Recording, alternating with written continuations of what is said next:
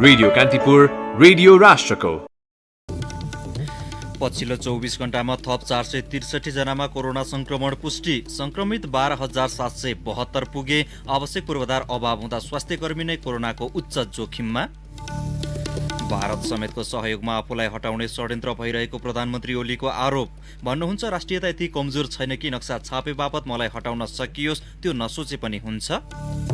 सलह नियन्त्रण गर्न दमकल र ड्रोनबाट औषधि छर्किन विज्ञहरूको सिफारिस। कृषकलाई सचेत बनाउँदै तत्काल एक्सनमा जाने निर्णय। कोरोना भाइरसको महामारी बीच पोल्यान्डमा राष्ट्रपतीय मतदान सम्पन्न। भाइबरद्वारा फेसबुकसँगको सबै सम्बन्ध तोड्ने घोषणा। र भदौपछि मात्रै फुटबल सुचारू गर्ने एन्फाको तयारी। राखेपा भन्छ खेलाडीको स्वास्थ्यभन्दा ठूलो अरू केही छैन। नमस्कार, कान्तिपुर डायरीका साथमा साथी सुरज र म बासु। समाचार अब विस्तारमा। नेपालमा आज थप 463 जनामा कोरोना भाइरसको संक्रमण पुष्टि भएको छ। स्वास्थ्य तथा जनसङ्ख्या मन्त्रालयमा आयोजित नियमित पत्रकार सम्मेलनमा प्रवक्ता डाक्टर जागेश्वर गौतमले विभिन्न जिल्लामा गरी आज 463 जनामा कोरोना भाइरसको संक्रमण पुष्टि भएको जानकारी दिनुभयो। पछिल्लो 24 घण्टामा थपिएका संक्रमित मध्ये 105 जना महिला र 358 जना पुरुष रहेका छन्। यो सँगै मुलुकमा कोरोना भाइरस संक्रमितको संख्या 12,772 पुगेको छ। पछिल्लो 24 घण्टामा पीसीआर विधिबाट 4,962 जनाको नमुना परीक्षण गरिएको मन्त्रालयले जनाएको छ। 2,732 जनाको आरडीटी विधिबाट परीक्षण गरिएको छ। पछिल्लो 24 घण्टामा 179 जना संक्रमण मुक्त भएर घर फर्किएका छन्। यस्तै हालसम्म मुलुकभर संक्रमण मुक्त हुनेको संख्या 3,013 पुगेको मन्त्रालयका प्रवक्ता गौतमले जानकारी दिनुभयो। मुलुकभर क्वारेन्टिनमा रहनेको संख्या 61,731 रहेको छ भने आइसोलेसनमा रहनेको संख्या 9,731 रहेको छ।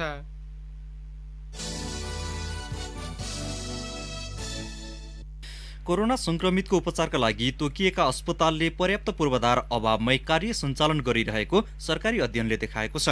स्वास्थ्यकर्मी तथा कर्मचारीमा पर्याप्त अभिमुखीकरणको कमी, स्वास्थ्य सामग्री अभाव लगायतका कारण कोभिड-19 उपचार सम्बन्धी अस्पताल तथा क्लिनिक नै जोखिममा परेको पाइएको छ। एक सामग्री।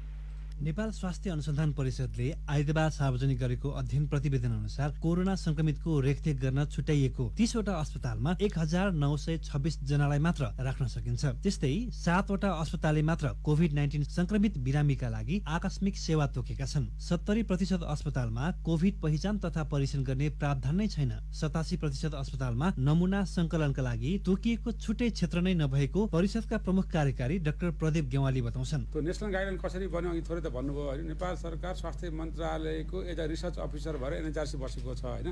त्यसमा विश्व स्वास्थ्य सङ्गठन लगायतका प्रोफेसनल टिमहरू बसेर हामी चाहिँ डिफ्रेन्ट चरणमा हामीले प्रायोरिटी सेट गरेर गर्यौँ। त्यस्तै जम्मा 12 वटा अस्पतालले मात्र स्वास्थ्य तथा जनसङ्ख्या मन्त्रालय र नेपाल मेडिकल काउन्सिलको निर्देशन अनुरूप पीपीई सेटको सही सदुपयोग गरेको पाइएको छ। 23 वटा अस्पतालले 41 वटा एम्बुलेन्स सहित सुविधा दिइरहेका छन्। संक्रमणकै कारण ज्यान गुमाएकाहरूको शव व्यवस्थापनका लागि 13 वटा अस्पतालले मात्र कर्मचारीलाई अभिमुखीकरण दिएको पाइएको छ। त्यस्तै मुलुकभरका 93 वटा कोभिड क्लिनिक मध्ये 52% मात्रै 24 घण्टा सेवा दिएको पाइएको छ। कुनै पनि क्लिनिकमा रगत परीक्षण लगायतका सेवाको व्यवस्था नरहेको प्रतिवेदनमा उल्लेख छ। 60% क्लिनिकले स्वास्थ्य कर्मचारीलाई कोभिड-19 महामारी बारे अभिमुखीकरण नगरेको पाइएको छ। यसबाट स्वास्थ्य कर्मी नै संक्रमणको जोखिममा रहने प्रबल सम्भावना छ। जम्मा 6.5% क्लिनिकमा मात्र सब व्यवस्थापनका लागि बढी ब्याग उपलब्ध भएको पाइएको छ। सरकारी निकायको तथ्याङ्कले पनि कोरोना महामारी नियन्त्रण र रोकथाममा हाम्रो प्रयास र कार्यहरू पर्याप्त नभएको देखाइरहँदा तालुकदार मन्त्रालयले भने यसको रोकथाममा उल्लेख्य प्रगति भइरहेको डिङ हाँक्न छोडेको छैन। महामारीको दुष्चक्रमा नागरिकको जीवन फसिरहँदा समेत यसको नियन्त्रणमा प्रभावकारी कदम चाल्न नसक्ने तर उल्लेख्य काम भइरहेको भन्ने प्रचार गर्न चाहिँ नछोड्ने प्रवृत्ति पनि कोरोना जत्तिकै घातक छ। भक्तपुर क्यान्सर अस्पतालमा उपचारका लागि आएकी 12 वर्षीय बालिकामा कोरोना भाइरसको संक्रमण पुष्टि भएपछि अस्पतालको एनेक्स वार्ड सिल गरिएको छ। काभ्रेको तेमाल घर भई भक्तपुर कमल विनायक बस्ने ती बालिका गत बुधबार वीर अस्पतालबाट रेफर गरिएर मस्तिष्क सम्बन्धी रोगको शल्यक्रियाका लागि क्यान्सर अस्पताल आएको अस्पताल प्रशासनले जनाएको छ। वीर अस्पतालमा गरिएको पीसीआर नेगेटिभ आएको तर ओटी गर्नुअघि क्यान्सर अस्पतालमा गरिएको परीक्षणमा कोरोना पोजिटिभ देखिएको अस्पतालका प्रशासन प्रमुख राजाराम तजल्लेले बताउनुभयो। क्यान्सर अस्पतालले बालिकाको उपचारमा संलग्न अस्पतालका 13 जना नर्स, 5 जना डाक्टर, अस्पतालका कर्मचारी र एनेक्स वार्डमा उपचाररत बिरामी, कुरुवा लगायतलाई क्वारेन्टिनमा राखिएको प्रशासन प्रमुख तजल्लेले बताउनुभयो। बालबालिकाको उपचारमा संलग्न तथा प्रत्यक्ष सम्पर्कमा रहेकाको आजै PCR परीक्षणका लागि स्वाबको नमुना समेत सङ्कलन गरिसकेको उहाँले जानकारी दिनुभयो। अस्पतालमा अन्य सेवा भने यथावत राखिएको छ। महानगरीय प्रहरी वृत्त जगातीले पनि ती बालिका बसोबास गर्ने कमल विनायक स्थित घर र चर्च समेत सिल गरेको जनाएको छ। प्रधानमन्त्री केपी शर्मा ओलीले आफूलाई हटाउने खेल सुरु भए पनि त्यो असम्भव रहेको बताउनु भएको छ। मदन भण्डारीको 69औं जन्मजयन्तीको अवसरमा प्रधानमन्त्री निवास बालुवाटारमा भएको कार्यक्रममा प्रधानमन्त्री ओलीले आफूलाई हटाउन होटलमा गतिविधि भएका र दूतावास सक्रिय भएको दावी समेत गर्नुभयो। दिल्लीका सञ्चार माध्यमहरू सुन्नुहोस्, त्यसैले निर्देश गरिहाल्छ कि कहाँ के भइरहेको छ। यहाँका होटलहरूमा भइरहेका गतिविधिहरू त्यसले पनि बताइरहेको छ। एम्बेसीको सक्रियता त्यसले पनि बताइरहेको छ। तर म तपाईँहरूलाई यति भन्दैछु, नेपालको राष्ट्रियता यति कमजोर छैन, नक्सा छापे बापत, संविधानमा नक्सा सामेल गरे बापत यस देशको प्रधानमन्त्रीलाई हटाउँछु भन्ने कसैले सपना देखाएको छ भने आजको राष्ट्रियता त्यस्तो कमजोर छैन। यो नसोचे पनि हुन्छ। त्यसकारण यो भ्रम कोसिस गर्नेलाई त गर्न दिउँ, तर हिजोको जस्तो होइन। कसैले हतारो नगरे पनि हुन्छ र कसैले विभिन्न आग्रहहरू नपाले पनि हुन्छ। भारतद्वारा अतिक्रमित नेपाली भूमि समेटेर राजनैतिक तथा प्रशासनिक नक्सा जारी गरेपछि आफू विरुद्ध षड्यन्त्र भएको प्रधानमन्त्री ओलीको भनाइ थियो। उहाँले आजका लागि मात्र नभई भोलिका लागि पनि आफू प्रधानमन्त्रीको जिम्मेवारीमा रहनुपर्ने बताउनुभयो। लामो समयदेखि मिचिएको नेपाली भूमि समेटेर नयाँ नक्सा जारी गर्दा आफू विरुद्ध मोर्चाबन्दी सुरु भएको ओलीले बताउनुभयो। 146 वर्ष उपभोग गरेको जमिन 58 वर्षदेखि खोसिएको छ। त्यो फिर्ता ल्याउन हामीले खोज्यौँ। हाम्रो जमिन फिर्ता ल्याउन खोज्यौँ। अरूको जमिनमा दाबी गरे होइन, अरूको जमिन अतिक्रमण गरे होइन, अरूको जमिन हस्तक्षेप गरेको होइन। त्यसकारण हामीले कुनै गल्ती गरेका छैन। तर नेपालकै नेताहरू लागेका छ, बहस चलेको छ। अहिले केपी ओलीलाई नहटाइ हुँदैन। यस्तै उहाँले नेपाल दुई ठूला शक्तिशाली देशबीचको निरीह तरुल नभएको पनि बताउनु भयो। नेपाल गौरवपूर्ण इतिहास र उज्यालो सम्भावना बोकेको राष्ट्र भएको प्रधानमन्त्री ओलीको भनाइ थियो।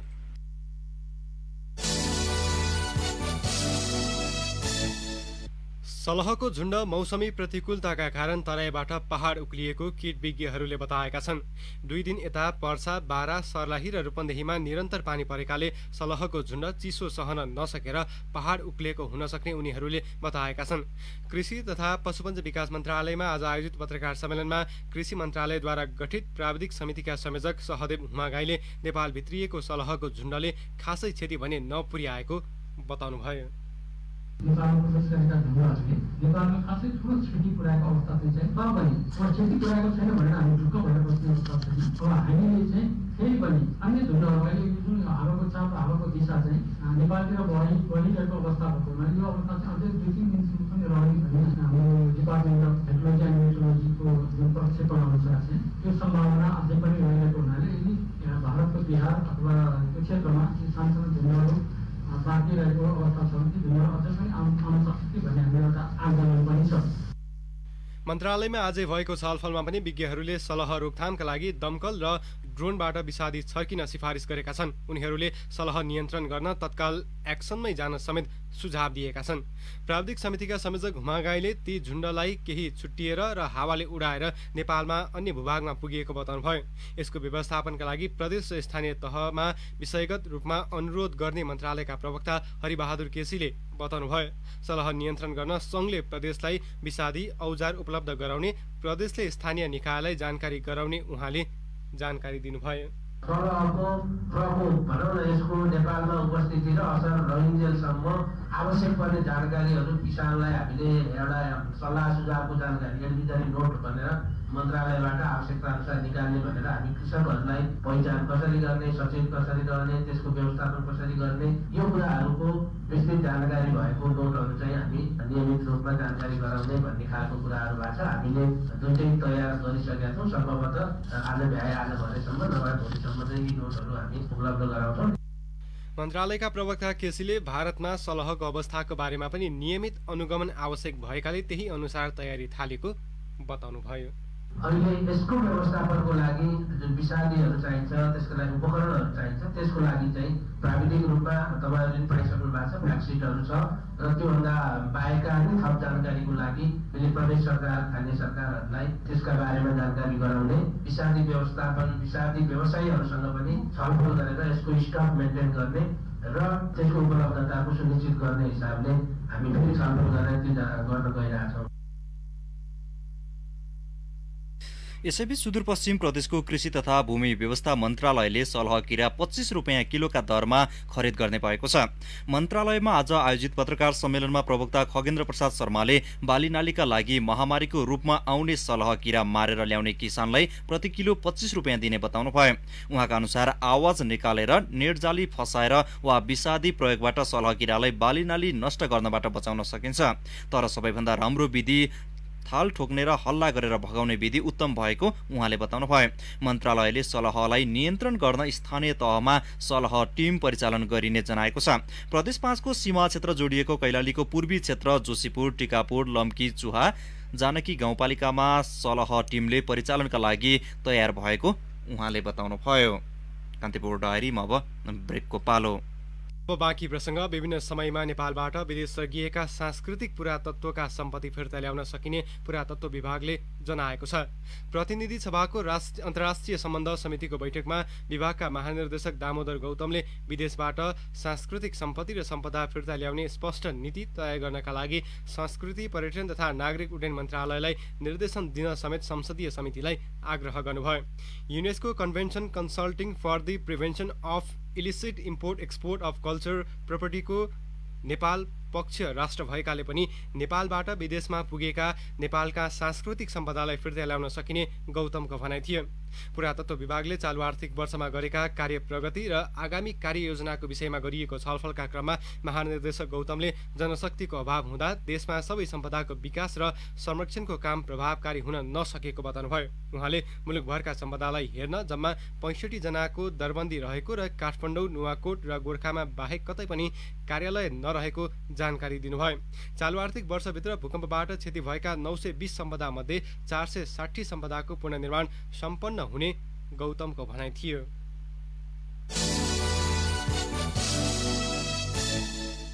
राष्ट्रिय प्रजातन्त्र पार्टी राप्रपाले केन्द्रीय सचिवालयमा 9 जना सदस्य थप गरेको छ। आज बसेको अध्यक्षत रहेको बैठकले सचिवालय विस्तार गरेको हो। सचिवालयमा रामशरण पाठक, बाबुराम बस्नेत, भरत पाठक, मीना साई, नीलकण्ठ काफ्ले, इन्द्र चित्रकार, भरत रायमाझी, भक्ति सिटौला र राजाराम बर्तौलाको नाम थप भएको राप्रपाका नेता राजाराम श्रेष्ठले जानकारी दिनुभयो। यसअघि भास्कर भद्रा र ध्रुव बहादुर प्रधान संयोजक तोकिएको सचिवालयमा राप्रपाले 9 सदस्य थप गरेको हो। गत फागुन 28 गते राप्रपा र राप्रपा संयुक्त बीच पार्टी एकता भएको औपचारिक रूपमा घोषणा भएको थियो। पार्टी एकताका समयमा भएको सहमति अनुसार पार्टीको नेतृत्व कमल थापा, पशुपति शमशेर राणा र प्रकाश चन्द्र लोहनीले गरिरहनु भएको छ। अध्यक्षसहित 13 सदस्यीय सचिवालय कार्यव्यवस्था समिति बनाउने भनिए पनि अहिलेसम्म सो समितिले पूर्णता पाएको छैन। अहिलेसम्म राप्रपाको निर्णय अध्यक्ष त्रयको सहमतिमा हुँदै आएको छ।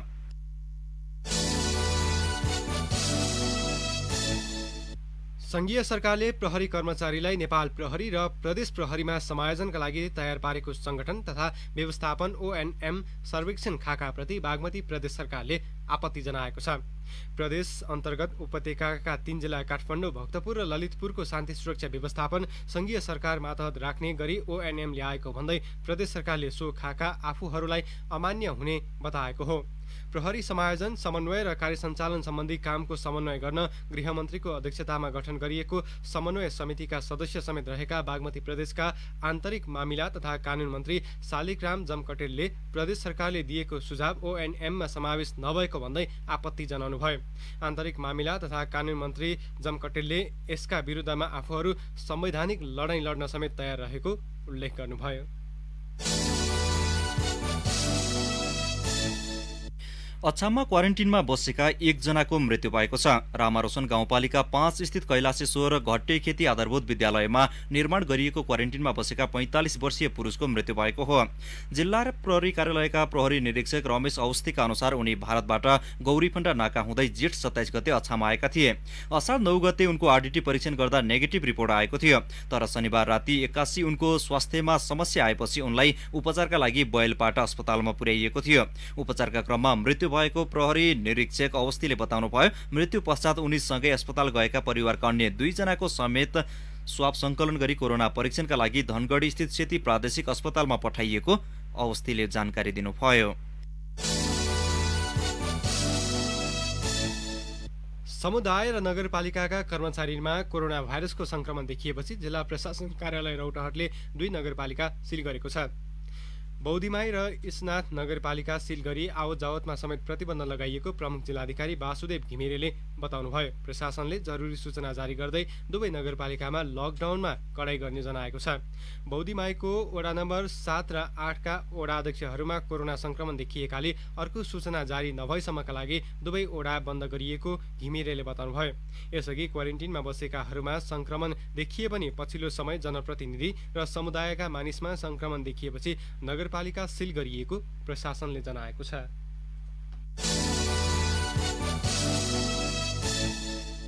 रानीपोखरी पुनर्निर्माण अन्तर्गत पोखरीको पिँधमा कालो माटो र इँटा ओछ्याउने एवं पानी रहने भागको पर्खाल निर्माणको काम सकिएको छ। राष्ट्रिय पुनर्निर्माण प्राधिकरणले उपभोक्ता समिति मार्फत पोखरीको पिँध र पानी रहने भागको पर्खाल निर्माणको काम गराएको हो। उपभोक्ता समितिका अध्यक्ष अजय रत्न स्थापितले राष्ट्रिय पुनर्निर्माण प्राधिकरणलाई भोलि उपभोक्ता समितिको जिम्मेवारीमा रहेको काम सम्पन्न भएको औपचारिक जानकारी दिने बताउनुभयो। 2075 फागुनमा गठन गरिएको उपभोक्ता समितिले पोखरीको सतह र वरिपरिको पर्खालमा 15 देखि 18 इन्च कालो माटो हालेर त्यसमाथि इँटा ओछ्याएको हो।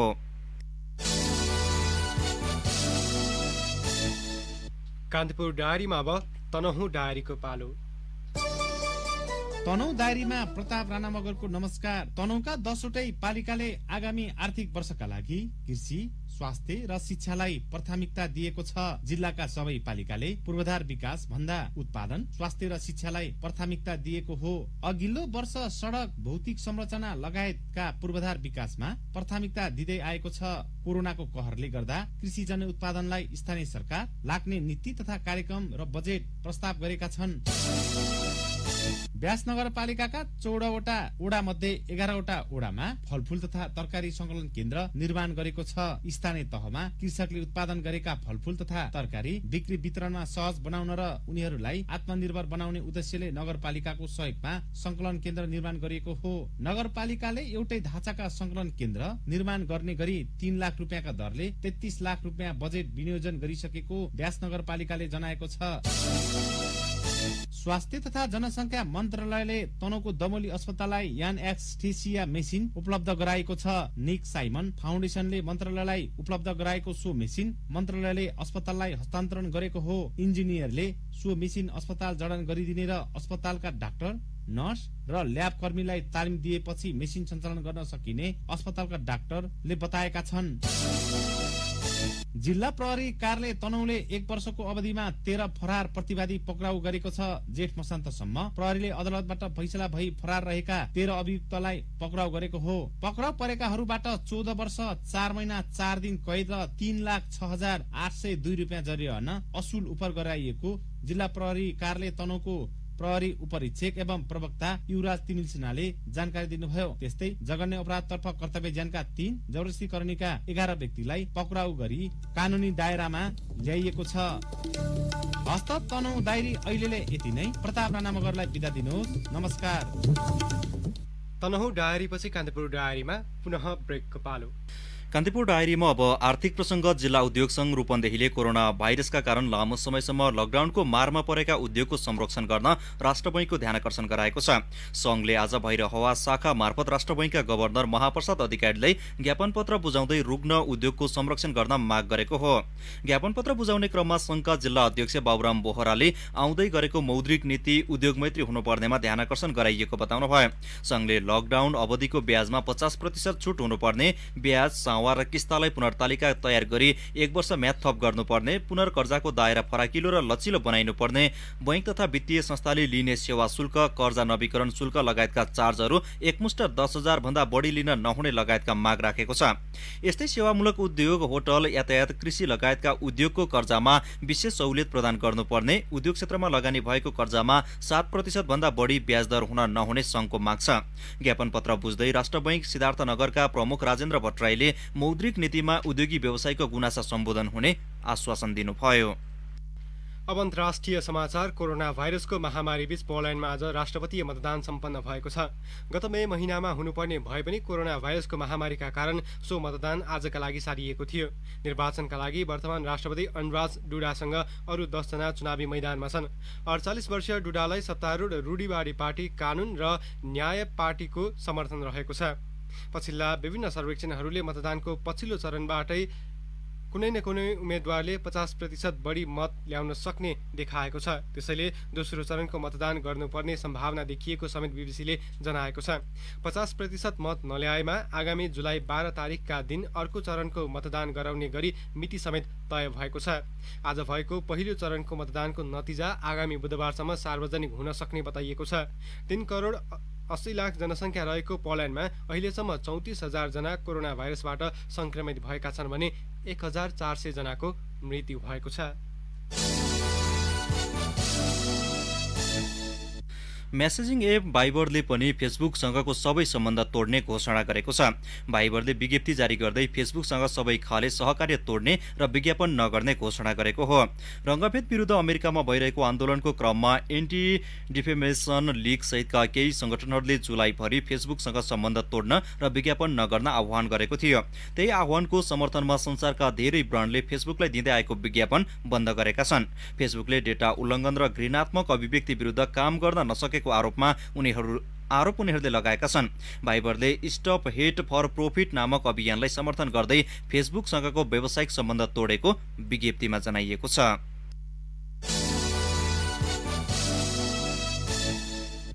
विश्वमा कोरोना भाइरसबाट संक्रमित हुनेको संख्या 1,01,47,229 पुगेको छ। 5,02,476 जनाले संक्रमणकै कारण ज्यान गुमाएका छन्। सबैभन्दा धेरै संक्रमित रहेको अमेरिकामा पुष्टि हुनेको संख्या 26,06,503 पुगेको छ। 1,28,201 जनाले संक्रमणका कारण ज्यान गुमाएका छन्। ब्राजिलमा 13,19,274 जनामा संक्रमण पुष्टि भएको छ। 57,149 जनाले ज्यान गुमाएका छन्। रुसमा 6,34,437 जनामा संक्रमण पुष्टि भएका छन्। 9,073 जनाको मृत्यु भएको छ। चौथो स्थानमा रहेको भारतमा 5,44,615 जनामा संक्रमण पुष्टि हुँदा 16,424 जनाले ज्यान गुमाएका छन्। कान्तिपुर डायरीमा अब कान्तिपुर सविस्तार। कान्तिपुर सविस्तार। कुनै समय कोरोनाको इपिसेन्टर रहेको युरोपमा फुटबल लिग सुचारू भइसकेको छ। जर्मन बुन्डेसलिगा र इङ्ग्लिस प्रिमियर लिग विजेताको छिनोफानो नै भइसकेको छ। स्पेनिस लालिगा र इटालियन सिरी ए को पनि अन्तिम चरणमा पुगेको छ। तर नेपालमा फुटबल गतिविधिहरू कहिलेबाट सुरु हुन्छ त? यसको जवाब कसैसँग छैन। जनजीवन नै सामान्य हुन नसकेको बेला खेलकुद राष्ट्रको प्राथमिकतामा पर्ने त कुरै भएन। तैपनि अखिल नेपाल फुटबल संघ एन्फा आगामी भदौबाट फुटबल सुरु गर्न सकिन्छ भन्ने तयारीमा जुटेको छ। नेपाली फुटबल टोलीका भरपर्दा खेलाडी हुन् विक्रम लामा। विदेशी फुटबल लिग टेलिभिजनको पर्दामा हेर्दा अचेल यिनलाई पनि कहिले रङ्गशाला छिर्न जस्तो हुन्छ। तर कोरोना कहरका कारण नेपालको खेलकुद गतिविधि नै ठप्प हुँदा यिनी आफ्नो मन मारेर घरमै बसिरहेका छन्। फुटबल माहौलमा अब जसरी रमाउँछौँ नि त्यो कुराहरू चाहिँ हामीले एकदम मिस गरिरहेको छौँ। अब यो हुनु यस्तो हुनु हुँदैन भनेर अब त्यो आफूलाई झगलको आइरहने त्यो किसिम भनौँ थ्रिटन जस्तो डेफिनेटली हुन्छ नि भाइ। त्यो अहिलेको अवस्थामा शारीरिक तन्दुरुस्ती बाहेक अन्य कुनै प्रशिक्षण गर्न नसक्दा यिनको मन खिन्न छ। तर अर्को विकल्प पनि त छैन। यसरी नै मन बुझाउँछन् विक्रम अचेल। प्रिपरेसन भन्दा पनि अलिकति मेन्टेनेन्स ट्रेनिङ मात्रै हो कि एकदमै लो हुन नदिने त्यो किसिमको ट्रेनिङहरू मात्रै गरिन्छ। त्यसको लागि अब ठुलो स्पेसहरू नभएको कारणले गर्दाखेरि जे छ त्यसै अवस्थामा कोरोनाका कारण खेलकुद गतिविधि स्थगित हुँदा काठमाडौँमा बी डिभिजन लिग र प्रदेशहरूमा प्रदेश लिग र मफसलमा फुटबल प्रतियोगिताहरू सञ्चालन भइरहेका थिए। झन्डै 3 महिनापछि एन्फाले स्थगित फुटबल आगामी भदौबाट सुचारू गर्न सकिन्छ कि भनेर तालुकदार मन्त्रालयमा स्वीकृतिका लागि पत्राचार गरेको छ। विभिन्न देशहरूमा लिग पनि पुनः सुचारू भइसकेका छन्। कुनै समय कोरोनाको एपिसेन्टर रहेको युरोपमा फुटबल सुचारू भइसकेको छ। एन्फाका लिग निर्देशक सञ्जीव मिश्र पनि आगामी भदौपछि फुटबल सुचारू गर्नका लागि गृह कार्य भइरहेको बताउँछन्। भाद्र आश्विनमा गर्ने बी डिभिजनको त्यसपछि सी डिभिजनको गर्ने भनेर हामीले चाहिँ एक किसिमको योजना बनाएका थियौँ होइन। त्योभन्दा पहिले हामीले अहिले राष्ट्रिय फुटबल टिमको तयारी चाहिँ जुलाईबाट गर्ने भन्ने किसिमले नेपाल सरकारसँग स्वीकृतिको लागि पत्रचार गरेका छौँ। त्यो स्वीकृतिको पत्रको हामी आशा गरेर बसेका छौँ। त्यो पत्र प्राप्त हुने बित्तिकै नेसनल टिमको सुरु हुन्छ तर फुटबल विश्लेषक एवं हाम्रो खेलकुदका सम्पादक प्रकाश तिमल सिन्हा कमजोर स्वास्थ्य संरचनाका कारण अहिले नै नेपालमा फुटबल सुचारू गर्ने अवस्था नरहेको बताउँछन्। PCR टेस्टका बारेमा, अरू टेस्टका बारेमा या अरू प्रिकसनका बारेमा जति तयारी अन्त देखिन्छ विदेशमा